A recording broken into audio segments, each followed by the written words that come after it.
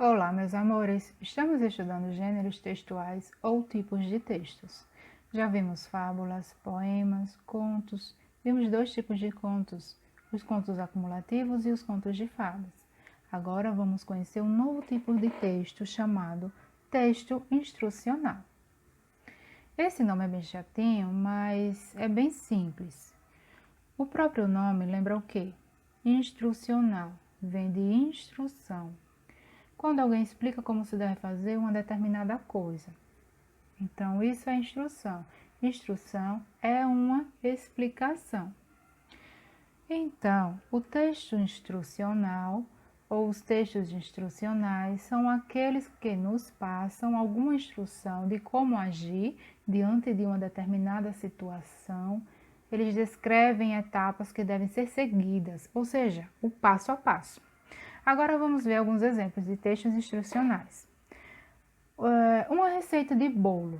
Vejam essa receita do bolo de caneca. O modo de fazer está nos instruindo o que devemos fazer com os ingredientes e a ordem que deve ser colocados os ingredientes. Primeiro, a receita tem em cima os ingredientes, né? Depois o modo de preparo. Número 1, juntar a farinha, o açúcar e o chocolate e mexer. 2, adicionar o ovo e mexer com o garfo. 3, juntar o leite e o óleo e mexer de novo. 4, leva ao micro-ondas em potência máxima durante 3 minutos. E prontinho, seu bolo está pronto, seu bolo de caneca. Então, esse passo a passo do modo de preparo é um texto instrucional. Também vemos textos instrucionais nas regras de jogo. As regras de jogo nos dão orientações sobre o jogo, a quantidade de pessoas para jogar, a idade da criança que pode jogar esse jogo e, por fim, o passo a passo de como jogar o jogo, certo? Aqui estamos vendo o jogo do dominó. E embaixo tem as regras do jogo do dominó. Então, é só seguir as regras para poder aprender o dominó, né? E tem dizendo a quantidade de jogadores que podem jogar, número de pedras total e as instruções de como jogar, certo? Quem ganha, quem perde e como funciona. Na bula de um remédio, não podemos tomar remédio sem orientações para tomar esse remédio, não é verdade? A bula, ela nos dá informações sobre esse remédio, a quantidade que posso tomar, o tempo que devo tomar, para que esse remédio me serve, quais são as coisas que podem acontecer comigo que vão me fazer bem e quais são as coisas que não vão me fazer bem tomando esse remédio, certo? No manual de instrução ou manual de montagem de jogos, de móveis, de brinquedos, de eletrodomésticos, então, estamos vendo aqui o Interativo Play, é um manual, é um aplicativo de jogos e colorir e desenhar. Então, aqui tem o passo a passo, as instruções de como você vai poder adquirir esse joguinho e como jogar, certo? Também encontramos os manuais de instrução em um aparelho doméstico que a sua mãe compra em casa, um móvel que vai explicar, vai ensinar como montar esse móvel. No aparelho doméstico você vai aprender, tem no manual de instrução, a maneira como você vai ligar a TV, como vai colocar os canais que você precisa, como você vai mexer naquele aparelho, certo? Também não podemos esquecer do processo de higienização das mãos, certo? O passo a passo de como higienizar as mãos também é um texto instrucional, né? Estamos vendo aqui esse modelo, tem 12 passos para você estar com as suas mãos limpas, higienizadas e prontas e seguras, tá bom? Podemos observar alguns pontos importantes. Nos textos instrucionais, existem palavras que indicam a ação, como por exemplo, faça, role, jogue. Faça alguma coisa, role o dado, jogue o dado, misture a massa, separe, leve, marque, lave, mexa. Então, todas essas palavras estão indicando uma ação que você deve seguir. Identifique as palavras que indicam ações a serem seguidas. Por exemplo, no livro aí, página 166, temos o texto Como ajudar um cego. É um texto instrucional. Vejam as dicas simples e eficientes. Ao andar, ofereça seu braço para que ele segure. Para ensinar um caminho, diga direita, esquerda e não aqui, ali, seja o mais preciso possível. Ao chegar a um novo lugar, é bom descrevê-lo para seu amigo e lhe explicar onde estão os principais objetos. Observem aí as palavrinhas que indicam a ação a serem seguidas, certo? Ofereça, ensinar, explicar, certo? Cada pontinho desse indica uma dica. Vamos ver a estrutura do texto, como ele é. A organização do texto instrucional. Vamos continuar. Na hora da comida, pergunte se ele precisa de ajuda para cortar algo e diga onde estão os alimentos em seu prato. Uma dica bacana é usar miniaturas. Se for falar de avião, por exemplo, quem nunca enxergou não tem ideia de como é poder tocar e pode tocar uma miniatura do avião para entender. Para ajudá-lo a se sentar, a mão dele sobre o encosto ou sobre o braço da cadeira. Sempre que se aproximar dele, avise que chegou. Toque seu ombro e se identifique. Quando for sair, avise que está se afastando para não deixá-lo falando sozinho. Então, percebam aí, cada pontinho desse é uma dica, né? Esse pontinho à esquerda. Essas palavras que estão escuro, elas estão destacadas, umas escuras estão destacadas para dar uma maior, chamar a atenção de você para ler isso, que isso é importante, é muito importante, aí eles destacam a palavra. Então, as palavras que indicam ação: pergunte, ajude, use, ajudá-lo a se sentar, coloque, aproxime, né? São palavras que indicam ação nesse texto. Como compreender o texto? Vamos conversar agora. Então, esse texto foi publicado em um jornal para crianças. Na sua opinião, essas dicas interessam a todos os leitores do jornal? O que é que vocês acham? Vocês acham que é importante passar uma informação para todas as pessoas? Olha, mesmo que você não conviva ou conheça alguém que tenha deficiência visual, vocês podem encontrar alguém nessa situação e oferecer ajuda, seguindo essas dicas. Essas dicas são importantes para todas as pessoas, porque ela, independente de que a pessoa conheça ou não alguém com deficiência visual, ela nos ajuda a estar preparado para quando acontecer certa situação que precise. Letra B. O texto diz que as dicas apresentadas são simples e eficientes. Você concorda? Você considera todas as dicas simples? Então, vocês acham que as dicas foram úteis, apropriadas ou tiveram efeito para vocês entenderem? Letra C. O que você faria para responder rapidamente quantas são as dicas dadas no texto? Lembram a dica que eu falei lá? Onde estão as dicas do texto? Então, observando a organização do texto, vimos que o texto é pontuado sempre com tem sempre esse marcador à esquerda, tem as palavras em negrito, tem as palavras escuras destacadas, que elas estão ali para chamar a atenção, né? Tudo isso para facilitar a nossa leitura e entendimento. Então, para saber a quantidade de dicas, é só contar os marcadores, né? Cada marcador é uma dica.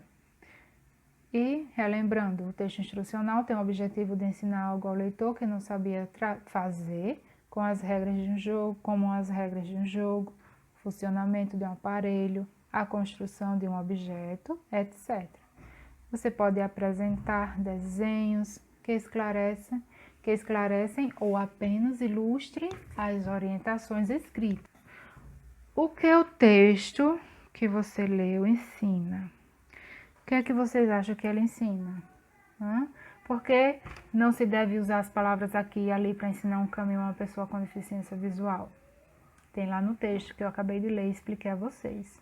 Porque é importante a gente usar palavras exatas, precisas, para uma pessoa com deficiência visual, porque eles não estão vendo. Então, se a gente falar que ali são palavras que são indicadas por gestos, eles não vão ver para onde você está mostrando, apontando. Então, tem que ser palavras. E quais são essas palavras que podem ser usadas? Então, vamos para a página 68. Releia a instrução. Ao chegar a um novo lugar, é bom descrevê-lo para seu amigo e lhe explicar onde estão os principais objetos. Por que você acha que é importante fazer isso? Agora, ao oferecer o braço, o que é melhor dizer? Apoie-se no meu braço. Você quer se apoiar no meu braço? Vale lembrar que a pessoa com deficiência tem certa autonomia, não precisa ser amparada em tudo. Ela pode não querer a sua ajuda, por exemplo, para descer uma escada. Então é importante sempre perguntar se ela quer ajuda. O texto lido também tem desenhos, em que ele é diferente das histórias em quadrinhos. Lembra das histórias em quadrinhos que tem os desenhos e os balões de história? Então, qual a diferença desse para a história em quadrinhos? Vamos ver. Diferentemente da história em quadrinhos, o texto instrucional não narra uma história. Ele nos dá orientações que podem ser apoiadas por desenhos ou esquemas. As orientações são dadas em sequência e, em geral, são numeradas ou marcadas por sinais gráficos. Agora vamos reler a dica. Para ajudá-lo a se sentar, coloque a mão dele sobre o encosto ou sobre o braço da cadeira. Nessa dica, que palavra poderia substituir coloque sem mudar o sentido do texto?